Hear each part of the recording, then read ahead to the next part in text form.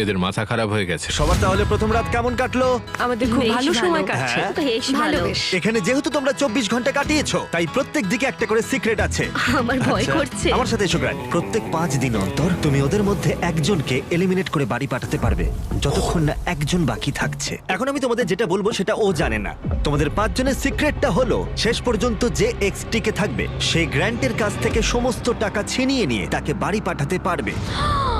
এটা বেশ ভালো কর্মের ফল। 3 নম্বর দিনের সকালে গ্র্যান্ড খুব ভোরে ঘুম থেকে উঠেছিল আর ওঠার পরেই শেল্টার তৈরি করতে লেগে পড়েছিল। আর তোমরা বুঝতেই পারছো মেয়েরা খুব একটা খুশি ছিল না। সকালে এরকম আওয়াজ করছে কেন? বিরক্ত লাগছে। গ্র্যান্ড, তোমার কাছে টেন্ট আছে, তোমায় বাড়ি বানাতে হবে না। ও এটা সত্যি পাগলার মতো। ওরা বললো যে আমার কোনো প্রয়োজন নেই বাড়ি বানানোর, কারণ একটা টেন্ট আছে। কিন্তু আমি বলবো বাড়ি বানাতে হবে কারণ ঠান্ডা পড়ে যাবে।